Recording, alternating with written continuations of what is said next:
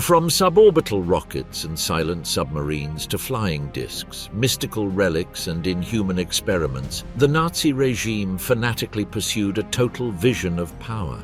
A hidden world of science, technology, and esotericism developed in secret laboratories, underground tunnels, and ritual castles. This documentary reveals the most ambitious projects, the crimes disguised as science, and the secrets that survived the end of the war, because there was another war, a war for the future. The flying saucers of BMW. In the last years of the Second World War, when Berlin was burning and the Eastern Front was advancing like a wall of fire, rumors circulated among the Allied intelligence services about a new kind of German weapon. It was not a rocket, nor a fighter, nor a missile. It was something different, something that, according to some sources, had no wings, no propeller, no visible pilot. Something that moved in a straight line, changed direction without a curve, and disappeared with an acceleration that violated all known logic. They were spheres of light. They were saucers. They were Foo Fighters. And for some, they were evidence that the Third Reich was working on an artifact from another world. At that intersection between military collapse and technological hallucination, the name of Rudolf Schriever appeared, a German aeronautical engineer and test pilot who, after the war, claimed to have worked between 1941 and 1945 on the development of a flying disc powered by radial flow turbines. His testimony, published by the German weekly Der Spiegel in 1950, described a circular aircraft of more than 16 meters in diameter, built in secret facilities near Prague, which would have reached speeds of more than 2,000 kilometers per hour and altitudes higher than 12,000 meters. The technical basis of the project, according to him, was a combination of multiple BMW engines oriented toward the perimeter of the disc, generating rotational thrust capable of lifting the craft vertically and then stabilizing it through ailerons and gyroscopes. They called it Flugkreisel, the flying gyroscope. Schriever asserted that the design had several stages. First, a scale model, V1, without a pilot. Then, a larger prototype, V2, tested in wind tunnels. And finally, the V7, operational version. He said that the prototype was destroyed by order of the High Command in 1945, days before the entry of the Red Army. He claimed that the plans were hidden or burned and that some of his colleagues had fled or disappeared. He even added that BMW and Heinkel engineers had collaborated in the construction of the craft, although none of these companies ever confirmed having worked on such technology. The context in which these testimonies emerged was conducive to their dissemination. In 1947, Kenneth Arnold publicly described the first flying saucers flying over the state of Washington. In 1949, the Roswell case stirred public opinion with conflicting versions of crashed ships and non-human bodies. And in 1950, the fear of communism, the distrust of Soviet intelligence, and the growing interest in the secret technology of the Reich created a perfect breeding ground to accept almost anything that came from the basements of defeated Germany. Schriever's story was, for many, as disturbing as it was plausible. Other names were added with similar accounts. Giuseppe Belluzzo, an Italian engineer, claimed that the Axis had worked since 1942 on circular-shaped aerospace devices. The Austrian Victor Schauberger, an eccentric inventor obsessed with implosive energy and natural whirlwinds, was linked, without solid evidence, to esoteric projects of alternative propulsion financed by the Ahnenerbe, the ideological research institute of the SS. In some texts, even the supposed Haunebu 1, 2 and 3 models, or the Vril 7 and Vril Odin aircraft, are mentioned associated with occult orders such as the Vril Society or the Thule Society, without any official record or documentary evidence of their existence. One of the aspects that most fueled the myth was the relationship between these projects and the company BMW, through the mention of radial flow engines with unprecedented technologies. But the technical archives of the post-war period, especially the reports of the Allied Intelligence Objectives Committee's CIOS and the official statements of BMW itself, contain no verifiable references to circular flight prototypes or rotary engines applied to unconventional structures. The German aerospace companies such as Heinkel, Junkers or Messerschmitt were instead focused on improving jet fighters or delta-wing models such as the Horton Ho 229. Nor do the files captured by the British and Americans under Operation Paperclip, which included thousands of scientific documents and the capture of dozens of German engineers, mention serious developments on flying discs.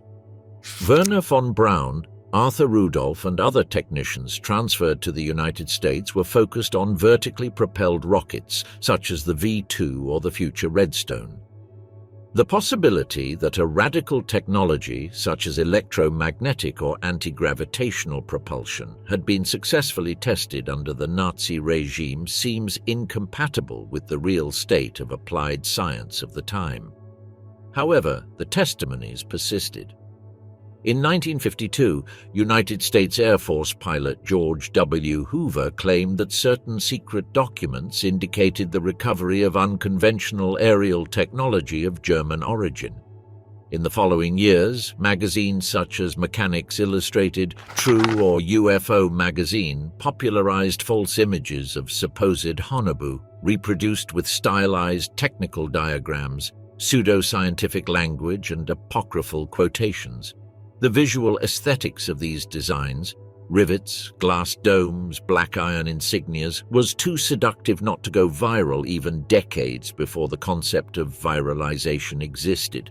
Some researchers, more cautious, have suggested that what did exist was a real, although limited, interest in circular wings and experimental low-lift aircraft. In this sense, at least 3 circular wing projects in Nazi Germany have been documented, all failed. The SAC AS-6, a kind of saucer with fixed landing gear that barely took off a few meters, the Arthur SAC AS-5 of elliptical shape, and several wind tunnel tests without conclusive results. None of them had the technical profile, speed or design that later myths attributed to the saucers of the Reich. Where then does the historical account begin and where does the myth begin? What part was deliberate invention? What part disinformation? What part collective illusion? The case of the supposed Nazi UFOs, embodied in the projects of Schriever and others, represents a complex intersection between dubious testimonies, marginal technical data, and a narrative obsessed with secrecy, hidden power, and lost superiority.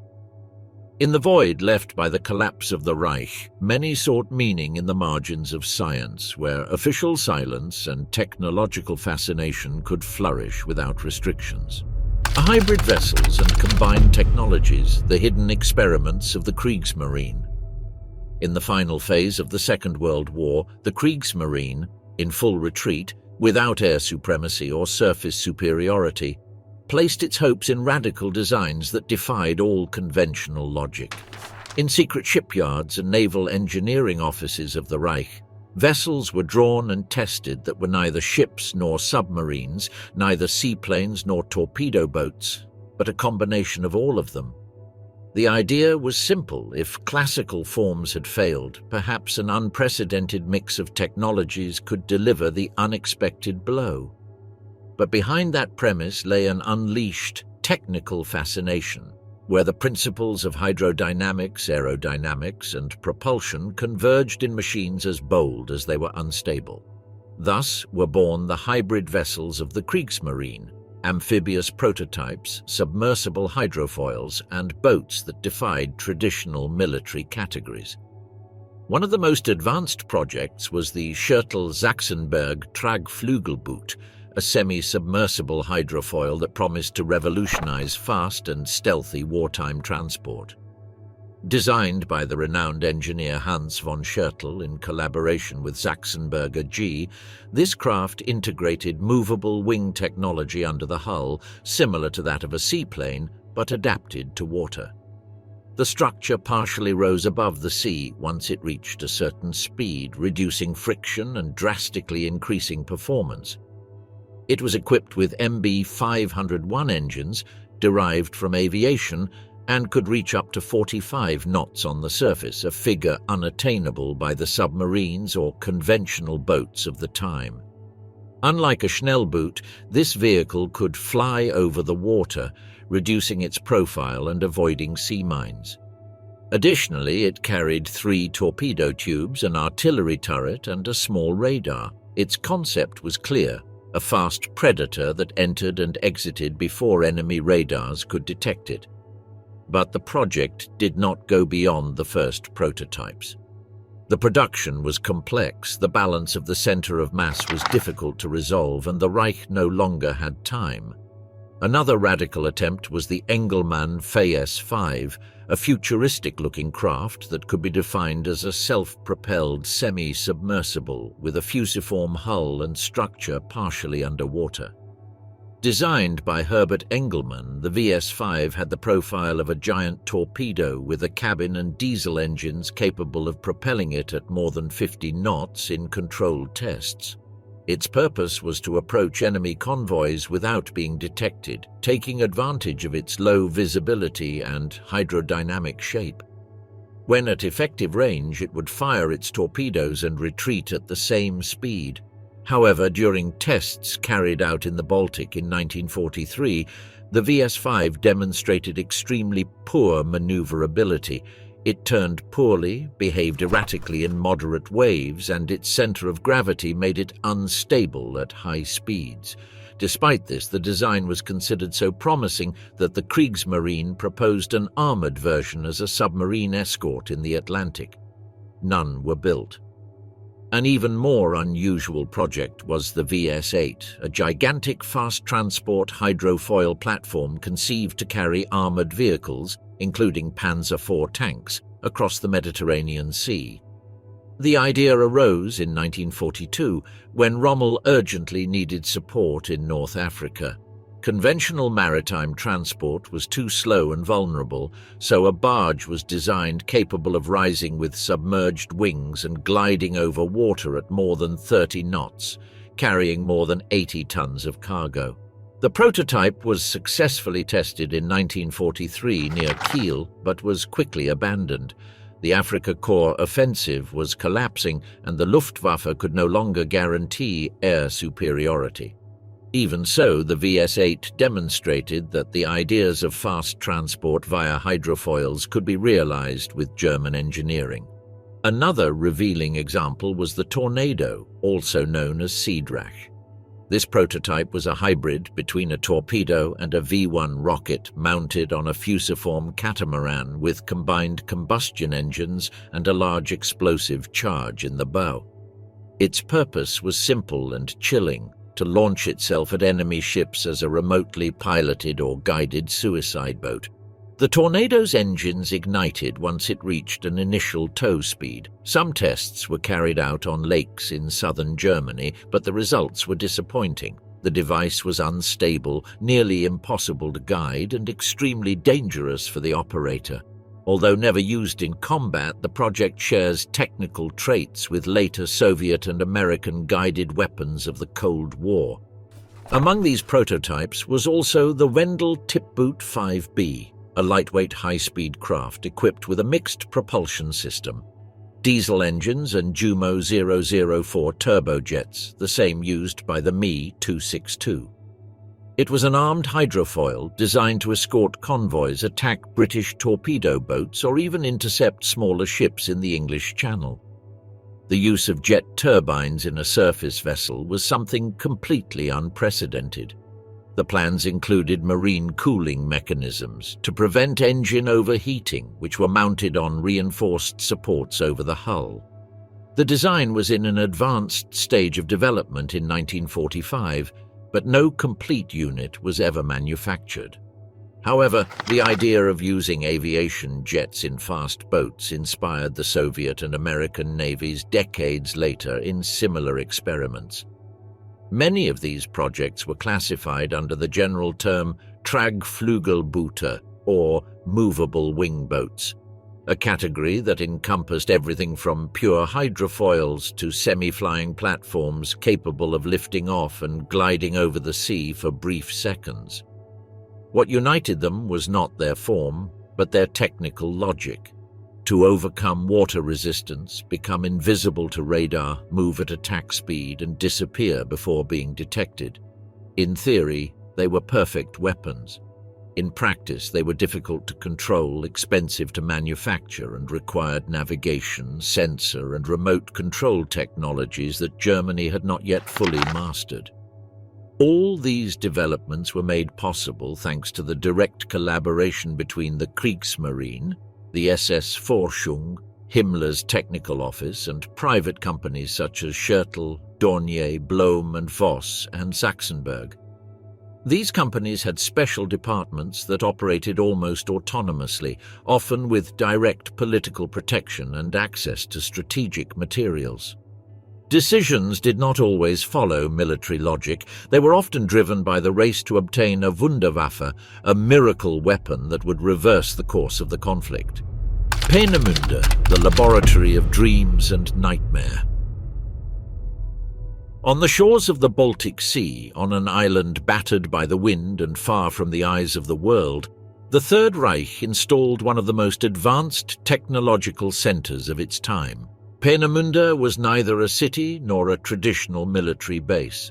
It was an enclave of steel, concrete and secrets conceived to make an obsession come true, to launch a projectile beyond the clouds, beyond conventional artillery, beyond even the limits of imagination. There on the island of Euston, the first ballistic missile in history took shape, the V2.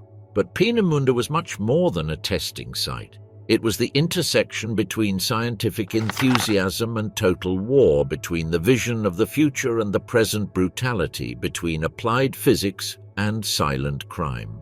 The initial impulse of the German rocket program was not born in the Nazi offices, but in circles of space enthusiasts inspired by science fiction novels and visions of interplanetary colonies. Hermann Oberth, theoretical pioneer of astronautics, formed a school of thought that captivated a young enthusiast named Wernher von Braun. Fascinated by flight beyond the atmosphere, von Braun joined a group of technical dreamers who in 1930 began to build experimental rockets on an improvised test field on the outskirts of Berlin, known as the Raketenflugplatz. They were neither politicians nor ideologues. They were engineers, and they needed money. In 1932, when Nazi power had not yet consolidated, the German army, limited by the Treaty of Versailles in its artillery and aviation, understood that rocketry was not prohibited by international agreements. The legal vacuum offered an opportunity. Thus von Braun and his team were recruited. Soon the dream of space became a state contract, and with the arrival of Hitler to power, funds increased.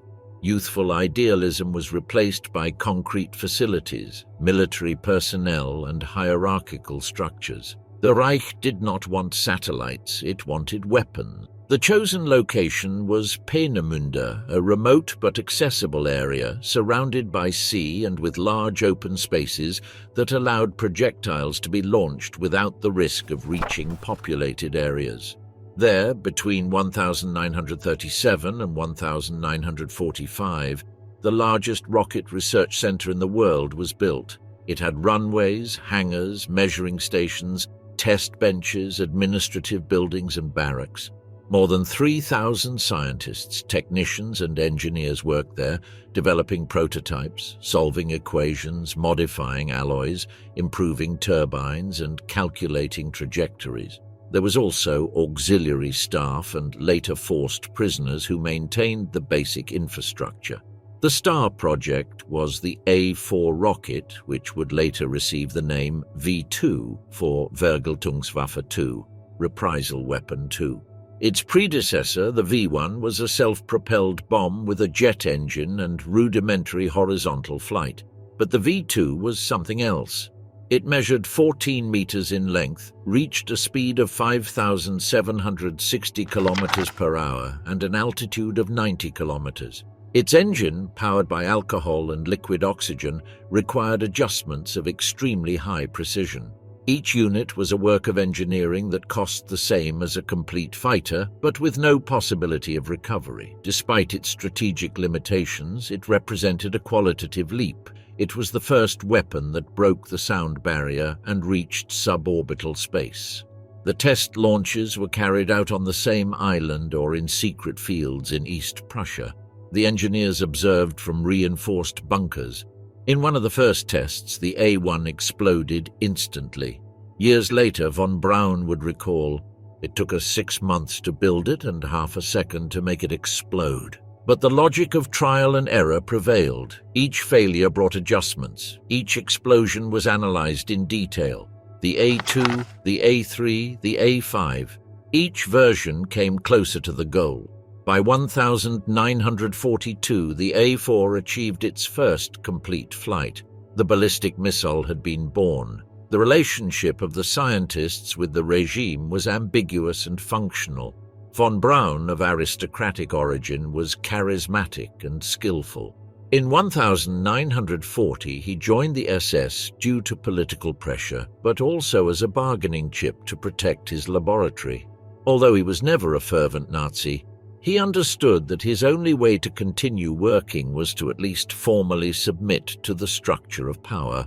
His talent as a mediator between the engineers and the military made him a central figure. In parallel, technicians such as Walter Thiel perfected the fuel injection system, the design of the combustion chamber and the film cooling systems. Each advance cost time, money, and lives. The pace of work became frantic after the Allied offensive of 1943. The bombing of Peenemünde, carried out in August by more than 500 British planes, was devastating. Almost 800 people died, among them Thiel and his family. The facility was partially evacuated, and most of the production was moved underground to the secret factory Mittelwerk, where slavery replaced precision engineering. Even so, Peenemunde continued to be the testing center, the technical heart of the program, the place where the limits of the possible were tested. The launches of the V-2 against London, Antwerp and Liège began in September of 1944. Each missile caused physical and psychological havoc. There was no possible warning, there was no effective defense. Its arrival was invisible and its impact devastating. However, its low accuracy, deviations of up to 40 kilometers, and its low cost-effectiveness ratio made it more a symbol than a decisive weapon. For the scientific community of Peenemunde, nevertheless, each flight was confirmation that what they had imagined in the 1930s was already real. In the corridors of the complex, enthusiasm for the future coexisted with the certainty of working for a collapsing regime. Some technicians were designing intercontinental rockets, such as the A-10, which was meant to reach New York, while others installed gyroscopic controls or improved stabilizers. There was talk of suborbital flights, space stations, artificial satellites. And yet each technical achievement was appropriated by the logic of destruction. On the 8th of September of 1944, a roar shook the foundations of Chiswick, a neighborhood in West London. There was no siren. There was no hum in the sky, only a sudden explosion, a column of smoke and debris, and death arriving without warning. It was the first successful attack with a V-2 rocket against a city. The war had just entered a new phase. It was no longer about bombers or cannons, but about a machine that climbed to the edge of space and descended at more than twice the speed of sound with a 1-ton explosive payload. It was impossible to intercept. It was invisible until the moment of impact. It was the weapon Hitler had promised as Vergeltung, revenge, for the destruction of German cities. But although the V-2 embodied an unprecedented technological leap, its real impact on the war was far less than its symbolic weight. It represented more than a shift in balance, the symptom of a desperate Reich, determined to invest fortunes in a weapon without defined direction. Its precision was insufficient, its cost unsustainable, its effectiveness doubtful, and yet it kept falling. one after another, more than 3,000 launches, as proof that the Third Reich could still strike from the shadows even when the war was already lost. Technically, the V2A4 was a marvel. It stood 14 meters tall, had a diameter of 1.65 meters and weighed more than 12 tons.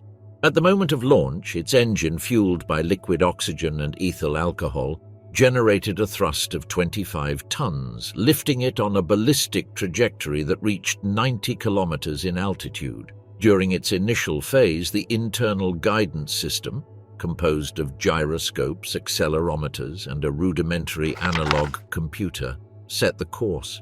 Then the rocket continued like a stone thrown to the sky. It fell in silence. The impact speed could exceed 5,000 kilometers per hour. The projectile entered the ground and detonated underground, creating craters up to 50 meters in diameter and shaking entire buildings from their foundations. It was a weapon that seemed to have come from the future. No radar could track it, no pilot could pursue it. No shelter guaranteed safety if chance decided the point of impact. Each strike sowed fear, but fear was not enough to reverse a war. The precision of the V2 was poor. It could miss its target by 20 or 30 kilometers. It was incapable of reaching defined strategic objectives. In fact, during its first attacks on London, most of the projectiles fell randomly in residential areas.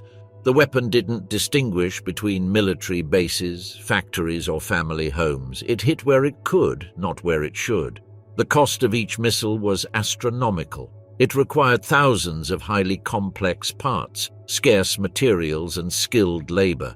Its production involved expensive industrial processes, required specialized transport, and demanded a complex logistics chain for assembly and launch. Each V2 cost the equivalent of several Messerschmitt fighters or a dozen cannon, and its destructive effect, although brutal, was limited compared to those resources. For each V2 that reached London or Antwerp, hundreds of conventional bombs could have been dropped with greater precision and less investment. The V2 campaign lasted from September of 1944 to March of 1945. The main targets were London, Antwerp, and Liège. In total, about 3,200 operational missiles were launched. Of these, around 2,700 managed to strike enemy soil. The direct civilian casualties in Great Britain were approximately 2,700. In Belgium, the number was much higher. In Antwerp alone, more than 4,000 people were killed, and the deadliest attack occurred on the 16th of December of 1944, when a rocket struck the Rex Cinema and killed 567 people in a single explosion. However, even these brutal blows lacked strategic military effect. They did not paralyze production, did not force retreats, and did not alter Allied plans. They only sowed terror and desolation. From the German perspective, the use of the V2 was also a form of propaganda. Hitler presented it as the weapon that would reverse the course of the war. Goebbels turned it into a symbol of hope, portraying it as punishment for the destruction of Dresden and Hamburg. In reality, its value lay in its psychological potential. The regime could no longer promise victory, but it could still announce it would continue punishing its enemies. It was the gesture of a power that knew it was doomed, but still wanted to carry with it the shadow of horror. The launch system was mobile. After Allied bombings on fixed sites, German teams adapted mobile platforms that allowed the V2 to be transported by truck, assembled within hours, and launched from forests, ruins, or open fields. Each unit required between 35 and 50 men working under adverse conditions, with instruments that had to be calibrated to the millimeter. The pressure of time, technical wear, and the fear of detection made each launch a complex and vulnerable operation. Yet technical discipline was maintained until the end. The rockets continued to cross the skies when there were no more defensive lines left between Berlin and the Allies. The V2 was also a broken promise. In Peenemünde, versions with greater range were designed, such as the A9 and the A10. The latter, known as the America bomb, was a two-stage missile meant to cross the Atlantic and strike New York. The project was never completed, but mock-ups, plans, and theoretical calculations were found intact in 1945. It was not fantasy. The technical momentum existed, but time had run out. The engineers were no longer responding to a strategy, but to the internal logic of their own development. The V-2 was no longer a weapon to win, but the inevitable result of a scientific race that had surpassed its own ethical and military limits. Each missile that fell on London cost the lives of hundreds of prisoners in underground factories, hours of calculations, liters of refined fuel, tons of delicate parts, and a logistics chain that overwhelmed the German army itself. Science had defeated tactics, ingenuity had overflowed necessity. And while civilians buried their dead under the rubble, the technicians in Peenemünde kept looking to the sky, calculating new trajectories, dreaming of Mars while Berlin burned. Beneath the mountains of Thuringia, hidden behind a facade of stone and steel, the Reich buried its most futuristic weapon along with thousands of men who would never see the light again. When Peenemunde became a top target for Allied bombers in 1943, the V-2 rocket program was relocated to a new site, darker, safer, more brutal. Mittelwerk, an underground factory carved into a gypsum mine turned into hell. There, without sky or time, among damp rocks, corrosive dust, and rifle butt strikes, was born the largest underground assembly line in Europe, and with it a number more than 15,000 dead. Mittelwerk was not just an industrial facility, it was the perfect example of how the technology of the Third Reich was intertwined with its criminal structure. The relocation of the V-2 project to the mountain's core coincided with the systematic incorporation of slave labor as a driving force. The construction and operation of the factory were under the control of the SS through the company Mittelbau GmbH, created expressly by the regime. Alongside it, the concentration camp Dora was established, later known as Dora Mittelbau, an annex of the Buchenwald system intended to supply human labor for excavation, assembly, and transport tasks. The conditions were inhuman. The tunnels of Mittelwerk had no adequate ventilation. The temperatures ranged between extreme cold and stifling heat depending on the sector.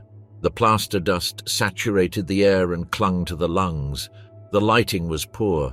The prisoners, French, Soviet, Polish, Dutch, Belgian, slept in improvised barracks in the same tunnels among rats, mud, toxic waste, and corpses. There was not enough drinking water. There were no sanitary facilities. They worked shifts of 12 to 14 hours under constant armed surveillance.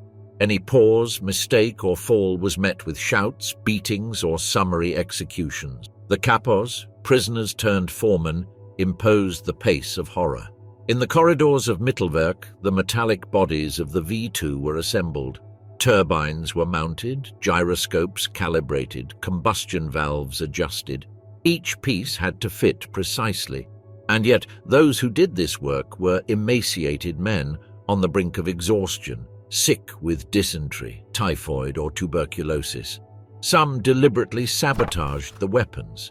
They altered the wiring, weakened the welds, tampered with the guidance systems. Others simply could not go on. They died at their workstations without ceremony, without record, without justice. Their bodies were dragged to storage areas or thrown into secondary tunnels. In Dora, one did not die from the Allied bomb, but from each day one survived. The figures are as exact as they are atrocious. Of the approximately 60,000 prisoners who passed through Dora Mittelbau between 1943 and 1945, more than 15,000 died. That means that for every 2 or 3 rockets launched, a human life was consumed.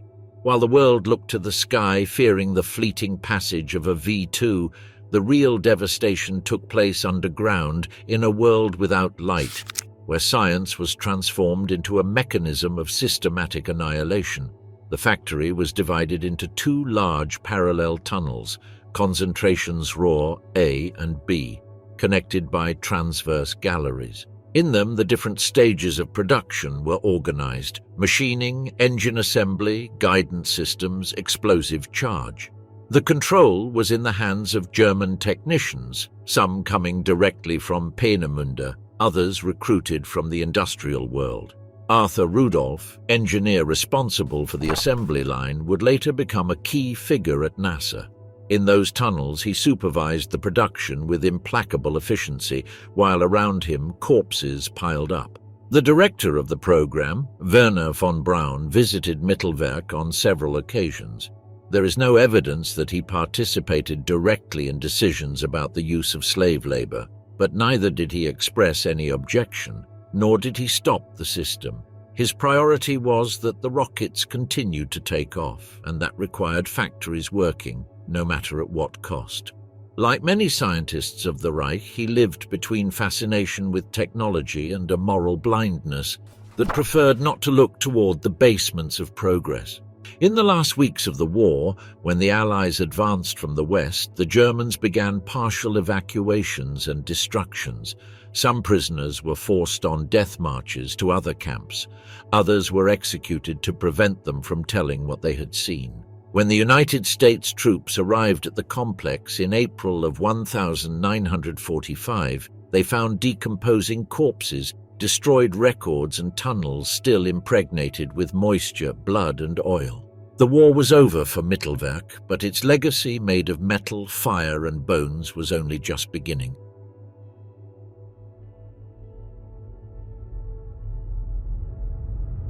The impossible wings of the Reich, the secret projects that brushed the future. From necessity arose laboratories, hangars, tunnels and models where aircraft with no equivalent in the Allied world were imagined. The result was a constellation of projects that, although they never entered real combat, foreshadowed the aviation of the future. Some seemed taken from science fiction novels. Others were extreme reworkings of known concepts. All were attempts to dominate the skies with ideas that the rest of the world was only just beginning to understand. Among these visionary designs stands out the Messerschmitt P-1101, a jet fighter conceived in 1944 under the pressure of the Jägernaut program, the emergency fighter program promoted by the Reichsluftfahrtministerium. What made the P-1101 special was not its appearance, similar to the Me-262 or the TAR-183, but a technical detail that anticipated the leap towards supersonic aviation. It was the first aircraft in the world with variable geometry wings, capable of modifying their sweep angle according to the mission profile. Although the system was adjustable only on the ground, not in full flight as the F-111 or the F-14 Tomcat would later do, the principle was present. The wing could be mounted in 3 configurations, 35 degrees, 40 degrees or 45 degrees, thus adapting to different requirements of speed, climb and maneuverability. The prototype, built with an elegant fuselage, V-tail and a Heinkel ES-011 axial flow engine, was almost completed in the final days of the conflict. United States troops captured it in April of 1945 at the Oberammergau facilities and sent it to the United States, where it served as direct inspiration for the Bell X-5, the first aircraft that managed to vary the angle of its wings in full flight. The P-1101, which never took off, is considered by many engineers as the father of variable wing fighters. The combination of advanced aerodynamics, structural modularity and digital conception in its design places it years, even decades, ahead of its Allied equivalents. Its existence is proof of how, in the midst of industrial collapse, the Third Reich bet on technologies that were not only experimental but visionary. Alongside these cutting-edge ideas, Messerschmitt also explored more pragmatic, although equally radical, solutions. Such was the case of the Me-609, a heavy aircraft that arose from the failure of another prototype, the Me-309. The latter was developed from 1940 to replace the Bf-109, with improvements such as tricycle landing gear, pressurized cabin, Daimler-Benz DB603 engine and 4 Mk108 cannons. However, its development proved unsatisfactory and its performance disappointing. Cancelled after only 4 prototypes, the Me-309 seemed doomed to oblivion until someone proposed reusing it. Thus was born the Me-609, an emergency solution based on joining 2 Me-309 fuselages with a central wing section. The concept was not new. The Americans would do something similar with the F-82 twin Mustang, but in this case the result was an even more ambitious aircraft, a heavy interceptor capable of carrying up to 6 30mm cannons or acting as a fast bomber with a 1-ton bomb under the central wing. The craft, powered by 2 DB603 engines, was to achieve high speed, good range, and devastating frontal combat capability. But like so many German projects of 1943 to 1944, it remained on paper. There were no finished prototypes or test flights. The Me-609 represents, like other Zwilling, twin projects, a mixture of brilliance and improvisation. Reusing already built parts to produce a new type of aircraft was a strategy that responded to the material shortages of the Reich, but also to a technical mentality that knew no conceptual limits. It was an attempt to extract a technical victory from the remains of previous failures. However, the most daring, and at the same time most surreal, project of late German aviation was the Lippisch P-13A, a delta-wing aircraft powered by a ramjet fed with coal, without propeller, without turbine, without compressor. Its creator, Alexander Lippisch, had been one of the pioneers in the research of flying wings, gliders, and tailless aircraft, and his design broke with everything known. The P-13A was in appearance a flying wedge. It had no traditional fuselage. Its entire structure was the wing, with sharp edges and a central nozzle that sucked in air and accelerated it through the combustion of pulverized coal dust. The most extraordinary thing was not its shape, but its propulsion principle. Unlike turbojets, which required multiple stages of compression and combustion, the ramjet of the P-13A worked only at high initial speeds. Once ignited, the airflow entered the chamber and was mixed with coal injected in powder form. The ignition of the coal generated gases that exited at high pressure through the rear, propelling the plane.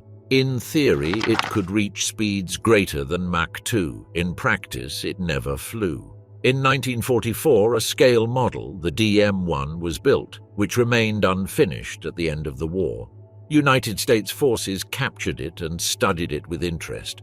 The interest was twofold. On one hand, the idea of a supersonic speed interceptor without moving parts seemed revolutionary. On the other, its propulsion system, with solid fuel and abundant in Germany, offered a cheap alternative to conventional engines. Although coal was neither efficient nor controllable like kerosene, the very concept of the ramjet was seriously explored by the French and the Americans in the 1950s. The P-13A represents the culmination of an extreme technical process, a point where the shape of the aircraft, its propulsion method, and its operational philosophy were absolutely new. It did not derive from anything previous. It was something else. A brutal, daring, and suicidal idea at the same time, designed to intercept enemy bombers in single flights at very high speed. In it converged the desperation of the Reich with the deepest instinct of pure engineering, to break barriers. What unites the P-1101, the Me-609, and the P-13A is not only their German origin nor their nature as incomplete projects.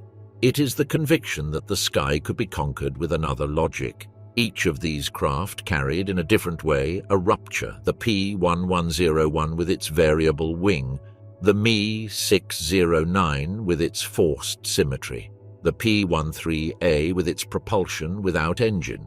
They were attempts to go beyond what was known at a time when urgency devoured any outline of prudence. They were not machines made to last. They were manifestations of a technical will that at the time believed that the war could still be won with a single well-executed idea. After the war, much of this technology was absorbed, reinterpreted, or archived. the swept wing, the variable geometry, the ramjet, the integrated fuselage, all that would return under another name in American, Soviet or French fighters. What the Nazis imagined in underground laboratories, others tested in wind tunnels and test tracks. The difference was the context. It was no longer a race to avoid defeat, but to achieve air dominance in a new Cold War era.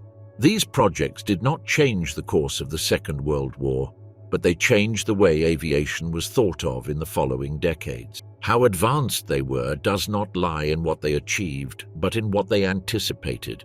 The future, at least for a moment, hinted itself in the shadows of the Third Reich, the Uranverein, the German nuclear project. There was no more absurd and fascinating moment in the history of modern science than the birth and dissolution of the German nuclear program during the Third Reich. While the Nazi regime prepared for a total war, a group of German physicists began the so-called Uranverein, the Uranium Club, with the possibility, although remote, of unleashing a devastating force that would reshape the conflict. But what began as a project full of potential ended up mired in a succession of erroneous calculations, internal disputes, and wavering political decisions that marked the fate of atomic research in Germany. The Uranverein was officially inaugurated in September of 1939, just a few days after the invasion of Poland. Unlike what might be expected, it was not Hitler nor Himmler who promoted the initiative, but the Wehrmacht. The physicist Kurt Diebner from the army convened a select group of researchers with the task of exploring the properties of uranium as a possible source of military energy. Among them were Werner Heisenberg, Otto Hahn, Carl Friedrich von Weizsäcker, Walter Botha, and other renowned scientists, many of whom were already central figures of European nuclear physics. From its beginnings, the program faced a fundamental obstacle: structural fragmentation. Far from being a centralized project like the one the United States would later develop in Los Alamos, the Uranverein functioned as a dispersed constellation of laboratories in Berlin, Leipzig, Göttingen, and other cities, with teams that worked in parallel but disconnected. Each group had its own methods, materials, experimental approaches, and research lines. There was no clear hierarchy nor a common strategy, and the tensions between scientists, bureaucrats, and the military became evident from the first months. Access to key materials also posed a chronic problem. High-purity metallic uranium and heavy water were essential to achieve a sustained chain reaction. The Vemork plant in Norway, occupied by the Germans in 1940, became the main source of heavy water, but the sabotage carried out by Norwegian and British commandos drastically limited its production and supply capacity. The difficulties in obtaining quality uranium, added to the impossibility of enriching it at an industrial level, reduced the technical options to experimental configurations that never came close to criticality. In the midst of this technical and logistical scenario, the most influential and at the same time most ambiguous figure of the project emerged: Werner Heisenberg. His role has been the subject of historiographical disputes for decades.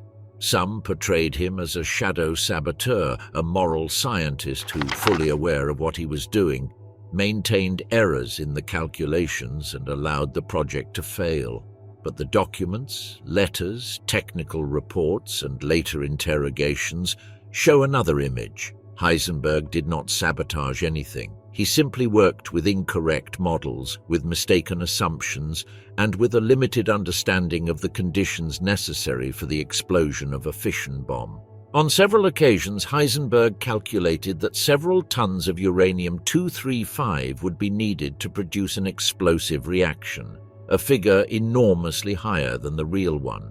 These conceptual errors, combined with the dispersion of the project, led the High Command to consider that the possibility of an atomic bomb before the end of the war was unfeasible. In a key meeting with Albert Speer in June of 1942, Heisenberg and von Weizsäcker explained that although nuclear energy was possible, it would require years of development and enormous investments that exceeded the priorities of the moment. The decision was pragmatic. Germany would not manufacture an atomic bomb. The project came under the control of the army without direct support from the Führer, without budgetary priority, and with an increasingly limited expectation of results. The efforts of Deibner and others continued, but they shifted toward the research of experimental reactors. One of them, assembled in Leipzig, suffered an accidental explosion in 1942.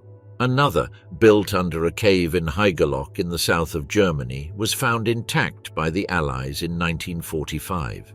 None came close to achieving a self-sustaining chain reaction. What at first had been considered a potential ultimate weapon came to occupy a marginal place among other programs that had the direct enthusiasm of Hitler, such as the development of V-2 ballistic rockets or the Me-262 jet aircraft. Neither the Ministry of Armament nor the High Command of the Wehrmacht ever again seriously considered the Uranverein as a project of strategic value.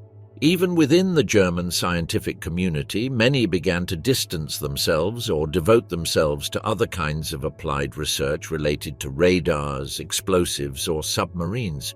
During the following years, the different groups of the German nuclear program worked in conditions of scarce funding, with reduced personnel, limited access to strategic materials, and under an atmosphere of progressive disenchantment.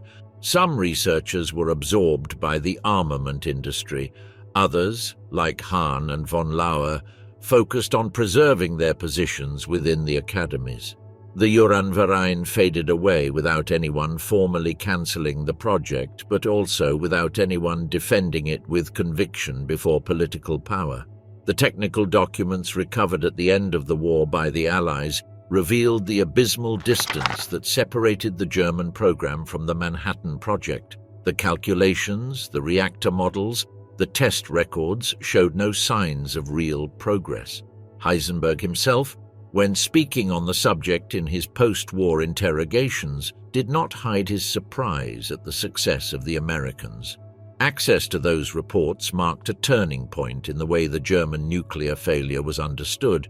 Yet British intelligence was increasingly surprised as the Nazi scientists spoke in captivity.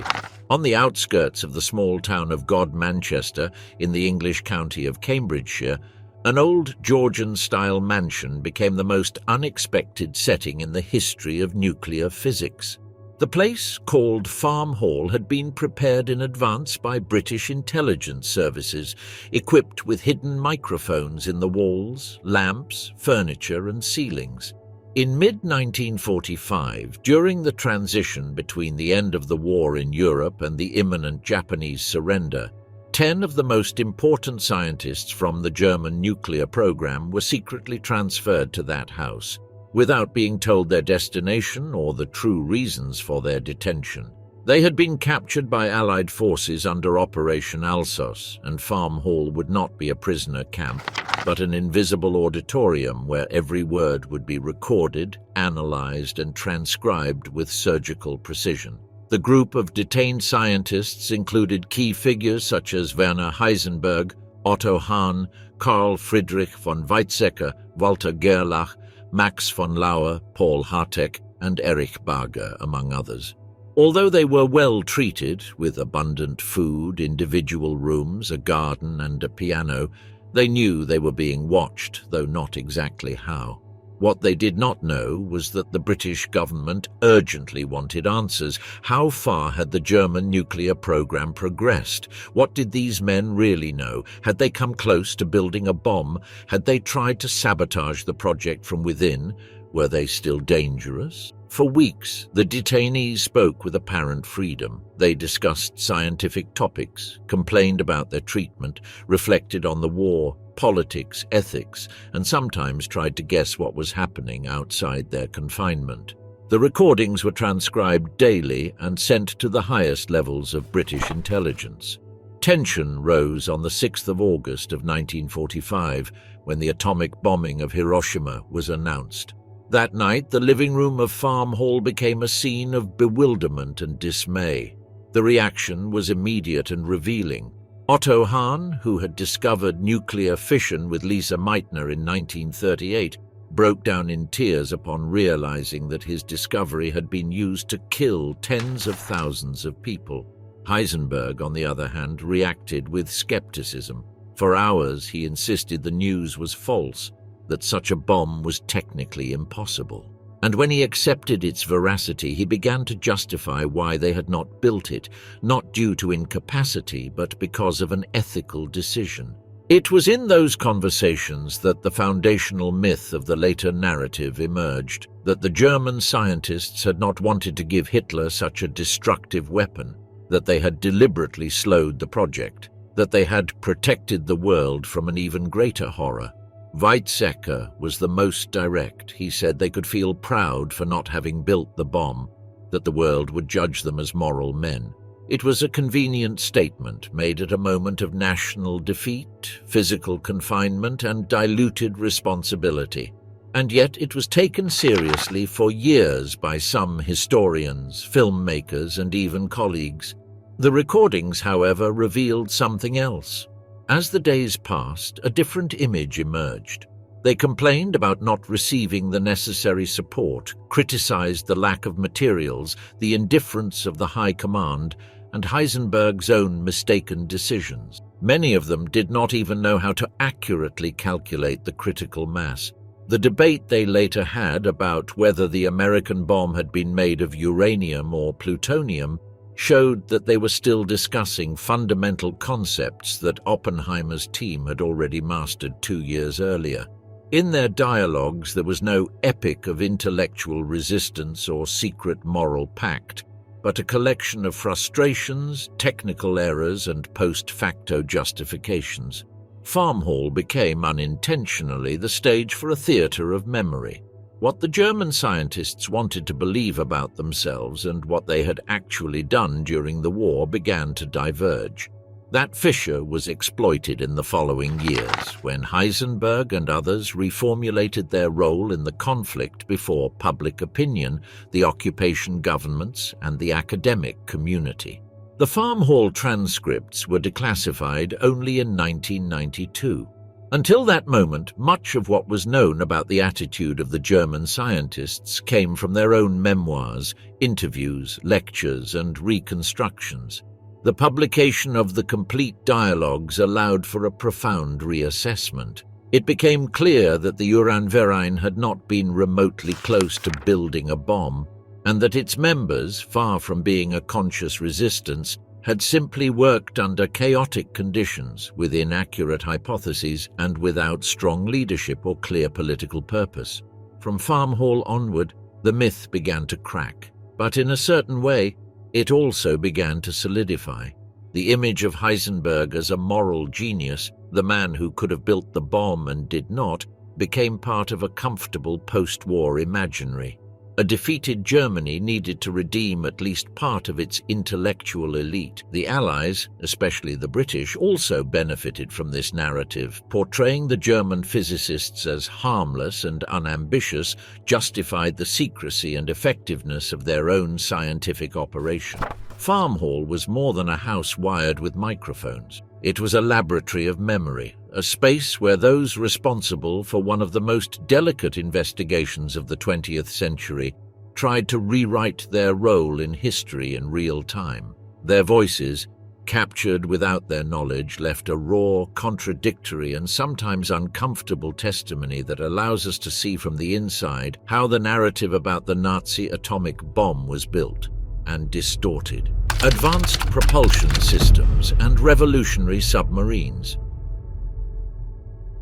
Faced with the inability to compete with the Allied surface fleet and the growing effectiveness of anti-submarine warfare, German naval engineers bet everything on a bold idea: to create a new generation of submarines that were not simply boats that dive, but true vessels of the submerged world, capable of operating for days or weeks without surfacing, invisible, fast, and lethal. To achieve this, they needed a revolution. New propulsion systems that would break away from the limitations of the traditional diesel-electric engine. Thus, the Walter submarines were born. The key lay in the work of Helmut Walter, a brilliant and reserved engineer who since the 1930s had been researching a technology as promising as it was dangerous: the use of highly concentrated hydrogen peroxide, perhydral, as an oxidizer in turbine systems. Unlike diesel engines, which required atmospheric oxygen and forced submarines to surface periodically, making them vulnerable targets, the Walter system allowed energy to be generated in a closed circuit. In other words, a submarine powered by perhydral did not need external air. It could remain submerged for days and move at previously unthinkable speeds underwater. The first step was the V-80, a small experimental prototype launched in 1940 with a length of only 22 meters. Although it seemed like a simple test vessel, its results were revolutionary. It reached 28 knots submerged, a figure that doubled the speed of conventional U-boats. Moreover, it could remain continuously submerged without losing performance. The V-80 demonstrated that Walter's vision was viable. From there, two parallel paths opened up: the development of operational submarines with the Walter system and the adaptation of its technology to other models in production. One of the most ambitious was Type 17, a class of compact submarines intended to act as fast attack units in coastal or strategic areas. Several prototypes were built: Type 17A, U-792 and U-793, and then Type 17B, U-1405 to U-1407. The latter represented the crystallization of the Walter concept in a combat structure. They displaced about 300 tons, reached up to 25 knots submerged, and could launch standard torpedoes. Their engines were turbines powered by hydrogen peroxide with closed steam generators. Walter submarines could perform submerged evasive maneuvers that no other vessel could match. However, their limitations were serious. Perhydral was unstable, dangerous, difficult to store, and its handling required specialized training. Moreover, the Reich's logistical infrastructure was collapsing. Only a few became fully operational. One of them, U-1407, was captured by the British and renamed HMS Meteorite, becoming the basis of the British fast submarine program in the post-war period. At the same time, Walter collaborated on the design of the even more ambitious Type 18, an oceanic submarine of 1,475 tons equipped with the same closed propulsion system, but with 4 forward torpedo tubes and capacity for 23 torpedoes. It was intended to replace the long-range combat U-boats and was thought to allow Germany to regain the offensive in the Atlantic. However, its structural complexity, the shortage of materials, and time pressure forced the prioritization of another model, Type 21, more conventional but also revolutionary in other aspects. Type 21 did not use the Walter system but inherited its spirit. It was the first submarine designed to operate primarily submerged rather than on the surface. Its hull shape was hydrodynamic. Its increased batteries allowed it to remain underwater for more than 72 hours without ventilation, and its submerged speed, up to 17 knots, equaled that of many destroyers. It was silent, fast, with automatic torpedo reloading systems and a more efficient crew. In theory, it was the ultimate weapon to restore German submarine power, but it came too late. Of the more than 100 built, only a few entered service, and none managed to change the course of the conflict. In that same technical horizon emerged the Schwertwall, a true laboratory creature also designed by Walter. It was a tactical attack submarine, compact, almost suicidal, combining Walter propulsion with a minimal structure and frontal armament. The Schwertwall was to act as a manned super torpedo, to launch at high speed against a convoy, fire its charges, and try to escape on its own. With 800 horsepower and 35 knots submerged, it was faster than any other known submarine. Its 2-man crew traveled in a minimal pressurized capsule. The design was bold but lacked real survival conditions. It was, at its core, a desperate idea. Alternative ways of launching projectiles from submarines were also experimented with. In the Ursel project, for example, Nebelwerfer rocket launch tubes were installed on the hull of the U-511, a submarine adapted for ballistic tests. Several launches were carried out from the surface and even from 12 meters deep, which was a technical milestone at that time. Although the rockets could not be guided precisely from a submerged vessel, the tests revealed the potential to integrate indirect weapons into the submarine attack system. It was a first step toward what today would be the Submarine-Launched Ballistic Missile, SLBM. All these advances occurred in parallel with the logistical and military breakdown of Nazi Germany. In 1944, the Kriegmarine could barely supply fuel to its active flotillas, and many of these projects were cut short by the chaos of the final months. However, the technical legacy of the Reich's revolutionary submarines was enormous. After the war, the United States, the United Kingdom, and the Soviet Union took possession of blueprints, prototypes, and engineers. The Volta propulsion was studied and tested by the British HMS Meteorite, French, and Soviets, although it was soon replaced by nuclear power.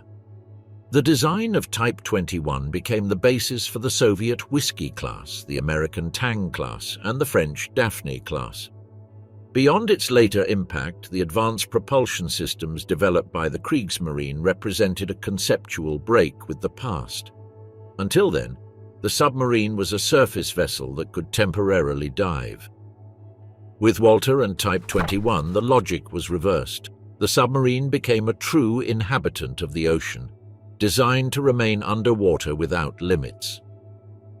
In the tunnels of Kiel, the Blohm and Voss shipyards, and the forgotten blueprints of Helmut Walter, Germany dreamed of a new kind of machine, closer to oceanic biology than to traditional naval engineering. What they failed to do was build a fleet in time, but the concept was already there, floating in the depths, waiting for another war to be born again. The scientific and technical organization of the Third Reich, structures, institutions, and men of knowledge in the service of crime. Science in Nazi Germany was neither a marginal activity nor a mere appendage of the state apparatus. It was a structural pillar of the regime. The Third Reich built a highly organized, bureaucratized, funded, and hierarchical scientific technological system that integrated universities, research institutes, private companies, military commands, and ideological offices. Science was not only subordinated to the state was reorganized so that science would serve its political, racial, and military aims. This interweaving allowed advanced research to coexist with crime, Nobel laureates to collaborate with murderers, and technical calculation to become an instrument of extermination, domination, and total war. One of the key institutions in this structure was the Ahnenerbe, Deutsches Ahnenerbe, Studiengesellschaft für Geistesurgeschichte, Deutsches Ahnenerbe, founded in 1935 by Heinrich Himmler. Although originally presented as an academic society aimed at investigating the cultural and racial heritage of the German people, it quickly became an esoteric scientific branch of the SAS. The Ahnenerbe was organized into departments of archaeology, history, linguistics, folklore, physical anthropology, medicine, and racial biology. It employed dozens of researchers, had branches in universities, conducted international expeditions, and followed an agenda that combined pseudo-scientific racism, occultism, and cultural appropriation. The Ahnenerbe funded research meant to confirm theories about the Aryan origin of European civilization, thereby justifying the expansion of the Reich as a return to the ancestral space of the original Nordic. Among its activities were excavations of ancient Germanic burial mounds, cranial measurements, translations of Indo-European texts, racial endurance tests, and in its most criminal phase, medical experiments on prisoners conducted in concentration camps under its direct sponsorship. The Ahnenerbe was not a marginal group of fanatics. It was integrated into the heart of the SS power system. and had direct access to state budgets, human bodies, and wartime materials. Another fundamental institution was the Kaiser Wilhelm Institute, Kaiser Wilhelm Gesellschaft zur Förderung der Wissenschaften, a network of scientific institutes created at the beginning of the 20th century and which, under the Nazi regime, became a structural part of the state research machinery. In particular, the Kaiser Wilhelm Institute of Anthropology, Human Genetics, and Eugenics, directed by Ottmar von Verschuer, was one of the nerve centers of applied racial thought. From there, studies on twins, hereditary diseases, and degenerate populations were designed, later implemented directly in Auschwitz by doctors such as Josef Mengele, a disciple of von Verschuer. The Kaiser Wilhelm Institutes were not obscure or marginal structures. They included Nobel Prize winners, prestigious academics, and scientific publications. Many of their researchers took advantage of the regime to gain access to greater resources, slave labor, human subjects, and political recognition.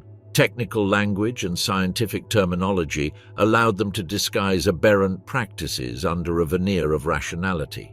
Universities collaborated closely. Institutes in Munich, Frankfurt, Berlin, or Leipzig offered courses in racial biology, national hygiene, and applied eugenics, while supplying personnel to the SS or the Wehrmacht. The bureaucratic scientific apparatus of the Third Reich integrated these institutions into a network where research was directed, financed, and controlled by the state.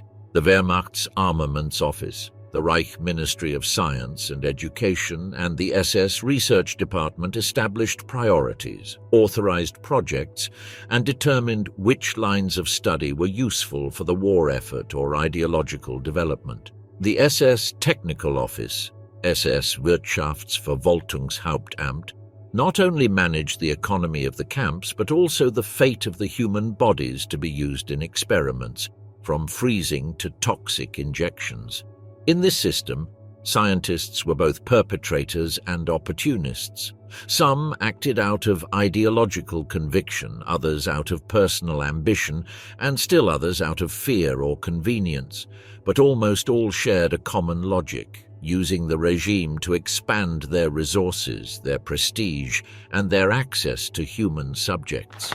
The case of Wernher von Braun is paradigmatic. Technical director of the V-2 rocket program, brilliant engineer and key figure in the future American space program, he was also a member of the SS and indirectly responsible for the use of slave labor in the Mittelwerk underground factory, where more than 15,000 prisoners died manufacturing missiles. Von Braun not only agreed to work with the SS, he did so enthusiastically.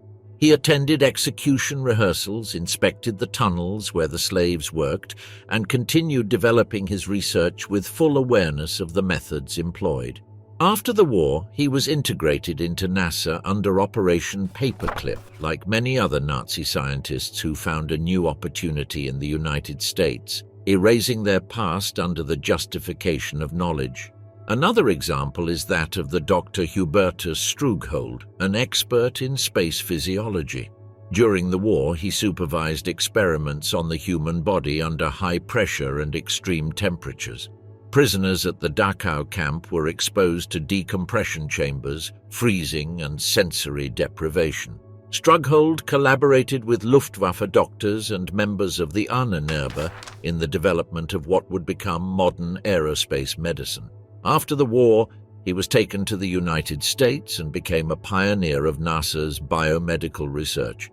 For years, he was celebrated as the father of space medicine until his ties to Nazi crimes came to light in the 1970s. These cases were not exceptions, but part of a broader pattern, that of a science instrumentalized to serve a project of racial domination, but also that of scientists who knew how to use power to expand their own interests. Technical language served as a screen for crime. The laboratory became a testing ground for genocidal policies, and centers of knowledge aligned with centers of extermination. The Nazi scientific system was efficient, hierarchical, well-funded, and completely corrupted by the goal of building a new racial order. Collaboration between universities, institutes, the Wehrmacht, and the SS was the rule, not the exception. Far from being a parallel or deranged science, it was a science functional to the state, integrated into its structures, fueled by hatred and executed with academic precision. At the end of the war, much of its technical discoveries were reappropriated by the victors, but the structure that made them possible, systematic dehumanization, cancelled ethics, knowledge in the service of crime, remained an open wound. Understanding how this system functioned is not merely a historical exercise. It is a reminder of how far science can go when separated from all moral responsibility, and of how knowledge in the hands of absolute power can become the most effective instrument of evil. There, among test tubes, administrative files, and measurement scales, the coordinates of one of the most meticulously planned destruction projects in human history were drawn.